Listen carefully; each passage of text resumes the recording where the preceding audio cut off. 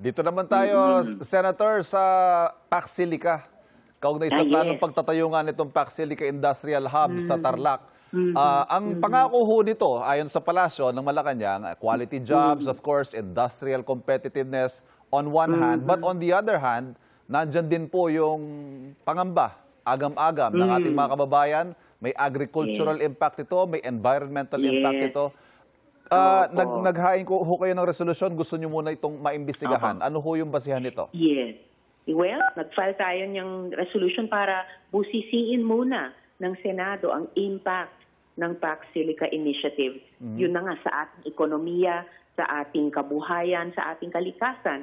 Kasi sa anumang investment, no, lalo na at foreign direct investment ito, hindi dapat malugi ang Pilipinas. Ang ibig sabihin lamang nito, well, unang-unang mayaman ang bansa natin. At maraming gustong mag-invest sa bansa natin.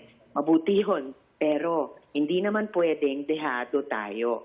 Anuman ang kahinatnan ng debate dito, interes ng Pilipino ang dapat manaig.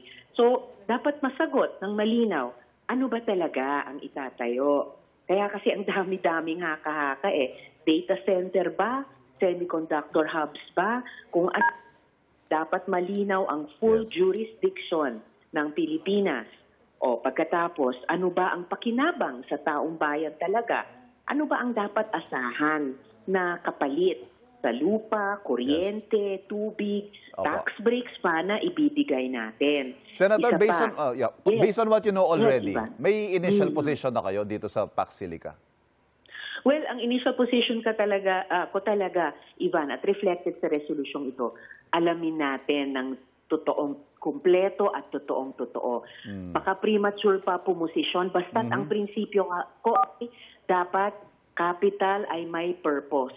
Kung may kapital, may puhunan, domestic man o lalo na itong dayuhan at malaki, no, foreign direct investment, dapat malinaw sa ating mga Pilipino na ang kabuoang resulta niyan in the balance ay pakinabang sa ating mga Pilipino. So yung target ho mapirmahan ito ng November, Sen?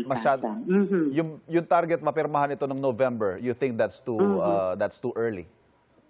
Well, kung simulan na namin ngayon, no, or sooner than later, before November, ang investigasyon, then magiging malinaw kung dapat bang pirmahan yan at kung pipirma, ano yung malinaw na terms in terms of yung jurisdiction ng ating bayan sa pamamagitan ng gobyerno, in terms of ano talaga ang itatayo dyan, in terms of ano ang pakinabang sa ating mga kababayan at sa ating ekonomiya, at in terms of ano ang mga proteksyon sa usapin ng ating kalikasan. Right.